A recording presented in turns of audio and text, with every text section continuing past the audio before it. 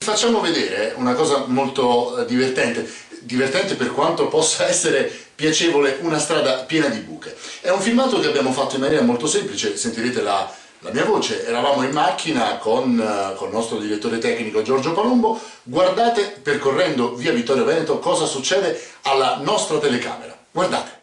Dunque, amici di Pignataro Nuova, proviamo in questo momento a girare la macchina nei pressi di via Veneto, che è l'arteria che entra e che esce da Pignataro Maggiore, la principale arteria. Ecco, con una semplicissima telecamera e in macchina vi facciamo sentire le buche e la situazione vergognosa del manto stradale della principale arteria di Pignataro. Ecco, prima buca, macchine parcheggiate a destra e sinistra senza regole, guardate, ecco.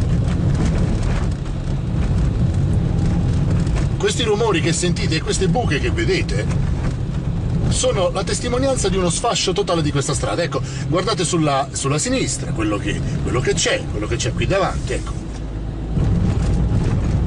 Continuiamo a farvi sentire, ecco, i rumori, buche, fossi,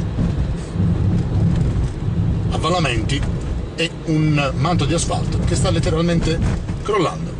Ecco, questa era la semplice testimonianza. Intanto usciamo da Pignataro Maggiore, ci avviamo verso la zona del cimitero della ferrovia, del bivio principale della città.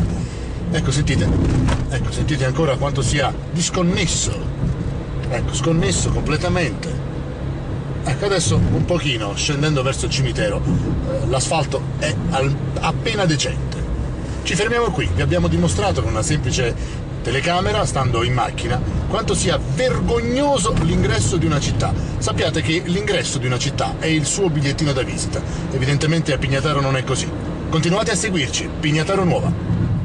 Ecco, dopo aver visto nel nostro monitor le immagini che avete visto anche voi, noi vogliamo farvi ascoltare una cosa molto carina. Abbiamo trovato in un libro di uno studioso molto importante, professor Civile, abbiamo trovato delle parole di un vescovo nel 1800, che parlava di una strada di Pignataro Maggiore. Pare che sia proprio via Veneto quella che avete visto nel nostro filmato. Sentite nel 1800 cosa diceva questo vescovo. Sembra registrato, sembra scritto qualche giorno fa. Ascoltatelo un poco, abbiamo usato un insert con una musica del Settecento di Boccherini per rendere meglio l'atmosfera di quel tempo. Sentite un poco cosa diceva il vescovo.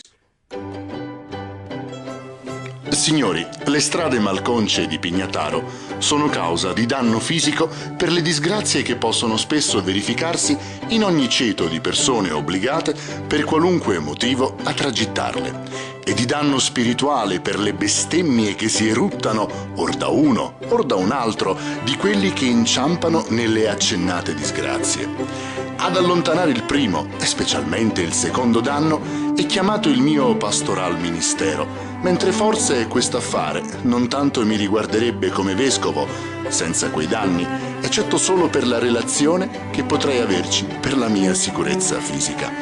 Per quelle vedute io imploro la provvidenza di un così religioso e affezionato amministratore di questa provincia ad aggiustar quelle strade. E rientriamo con la nostra ideale macchina del tempo all'interno della nostra redazione.